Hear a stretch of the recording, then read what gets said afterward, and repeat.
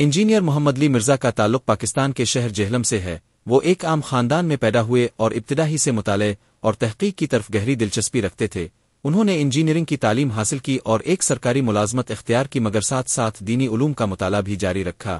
رفتہ رفتہ ان کی دلچسپی قرآن و حدیث، تاریخ اسلام، مکاتب فکر کے اختلافات اور فرقہ واریت کے اسباب میں بڑھتی گئی، اور انہوں نے اس موضوع پر سنجیدہ تحقیق شروع کر دی۔ ان کا کہنا یہ ہے کہ اسلام کو سمجھنے کے لیے ہمیں فرقہ وارانہ اینک اتارنی ہوگی اور قرآن و سنت کی اصل روح کی طرف رجوع کرنا ہوگا۔ اسی مقصد کے تحت انہوں نے اپنے لیکچرز اور یوٹیوب چینل کے ذریعے عوام الناس تک پیغام پہنچانا شروع کیا۔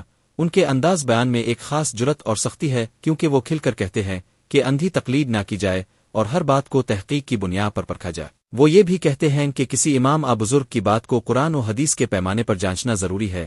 یہ بات ان کے حمایتیوں کو بہت پسند آتی ہے، اور وہ سمجھتے ہیں کہ مرزا صاحب نے ان روایتی جمود کو توڑا ہے جس میں صدیوں سے لوگ بندھے ہوئے تھے۔ لیکن دوسری طرف علماء کے ایک بڑے طبقے کو ان سے سخت اختلاف ہے، کیونکہ وہ سمجھتے ہیں کہ مرزا صاحب نے ایسی باتیں کر دی ہیں جو صدیوں پرانی دینی روایت اور اجماع رائے کے خلاف ہیں۔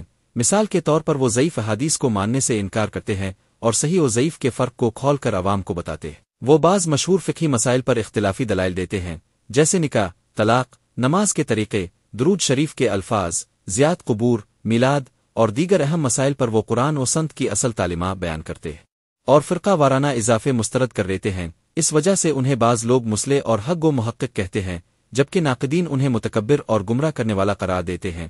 ان پر سب سے زیادہ اعتراض یہ کیا جاتا ہے کہ وہ مروجہ فتووں کے خلاف بولتے ہیں اور عام لوگوں کو براہ راست قرآن و حدیث پڑھنے پر ابھارتے ہیں، جس سے علماء کے مقام کو نقصان پہنچتا ہے۔ کئی بار ان کے خلاف شدید رد عمل سامنے آیا، فتوے جاری کیے گئے، انہیں کافر اور گمراہ کہا گیا، اور یہاں تک کہ ان کی جان کو بھی خطرات لاحق ہوئے۔ ان کے مرکز جہلم پر حملے کی کوششیں بھی کی گئیں، مگر وہ ان سب کے باوجود اپنی بات جاری رکھتے ہیں اور کہتے ہیں کہ میرا کام صرف حق بات پہنچانا ہے۔ میں نہ کسی فرقے کا نمائندہ ہوں، نہ کسی خاص جماعت کا۔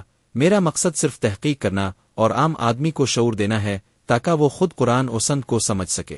مرزا صاحب کی ایک بڑی خصوصیت یہ بھی ہے کہ وہ مختلف مسالک کی کتابوں سے حوالہ جات لاتے ہیں اور پھر کہتے ہیں کہ دیکھیں یہ بات فلاں مسلک کے عالم نے بھی لکھی ہے اور یہ بات فلاں نے بھی، اس لیے اختلاف کو دشمنی کی شکل نہ دی جائے بلکہ تحقیق اور علم کے طور پر لیا جائے۔ مگر ان کے مخالفین کا دعویٰ ہے کہ ان کا یہ طریقہ دراصل عوام کو کنفیوژن میں ڈالتا ہے اور لوگ علماء سے بدظن ہو جاتے ہیں۔ یوں مرزا صاحب کی ذات کے گرد ایک مستقل تنازع موجود رہتا ہے۔ ان کی مخالفت میں بڑی بڑی تنظیمیں بھی سامنے آئے، اور ان کے حمایتیوں کا کہنا ہے کہ اصل وجہ یہ ہے کہ انہوں نے فرقہ وارانہ اجارہ داری کو توڑا ہے۔ وہ کہتے ہیں کہ دین کو صرف قرآن اور صحیح سنت سے سمجھا جائے۔ اگر کسی امام بزرگ نے غلطی کی ہے تو یہ ماننے میں کوئی حرج نہیں، کیونکہ معصوم صرف نبی اکرم ہیں۔ اسی سوچ نے ان کے بیانیے کو طاقت دی، لیکن ساتھ ہی مخالفت بھی شدید بنا دی۔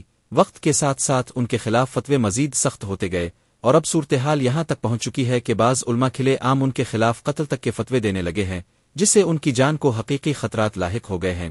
مگر وہ اب بھی کہتے ہیں کہ جب تک زندگی ہے میں تحقیق کروں گا، میں کسی سے نہیں ڈرتا، کیونکہ حق بات کہنے کا حکم قرآن دیتا ہے۔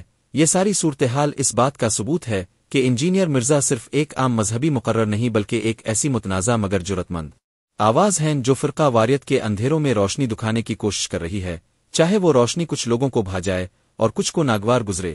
مگر ان کی فکر یہ ہے کہ اگر قرآن و سنت اصل ماخذ ہیں تو ہمیں انہی کی طرف پلٹنا ہوگا۔ یہی ان کی زندگی کا مشن ہے اور یہی ان کے خلاف تنازعات کی جڑ بھی ہے۔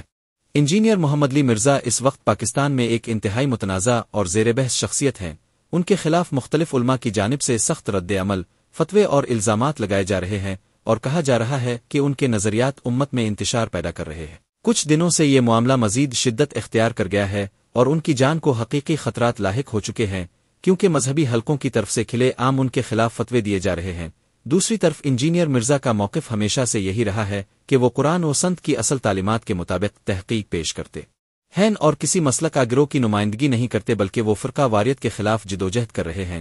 ان کے حمایتی انہیں ایک مخلص اور بہادر محقق سمجھتے ہیں جو دلائل کے ساتھ حق بات کہتے ہیں، جبکہ مخالفین انہیں ایسے خیالات رکھنے والا شخص قرار دیتے ہیں جو روایتی مذہبی بیانیے کو چیلنج کرتا ہے۔ اس سارے معاملے میں سیاست کا رنگ بھی شامل ہو گیا ہے، کیونکہ بعض سیاسی رہنما اور میڈیا پرسن یہ بات کر رہے ہیں کہ پاکستان میں آزاد رائے سب کو حاصل ہونی چاہیے، اور اگر کسی کی بات سے اختلاف ہے تو اس کا جواب علمی انداز میں دیا جائے، نہ کہ قتل کے فتوے سے۔ اسی تناظر میں سوشل میڈیا پر ایک بڑی بحث چھڑ گئی ہے، جہاں لوگ سوال اٹھا رہے ہیں کہ اگر انجینئر مرزا کے دلائل غلط ہیں تو ان کا علمی جواب کیوں نہیں دیا جاتا، کیوں ان کی جان کو نشانہ بنایا جا رہا ہے۔ اس صورتحال پر بعض مبصرین یہ بھی کہہ رہے ہیں کہ ریاست کو اس حوالے سے موقف دینا ہوگا اور انجینئر مرزا کی سیکیورٹی کو یقینی بنانا ہوگا، کیونکہ یہ صرف ایک فرد کی زندگی کا معاملہ نہیں بلکہ آزاد اظہار اور فکری مباحثے کا بھی امتحان ہے۔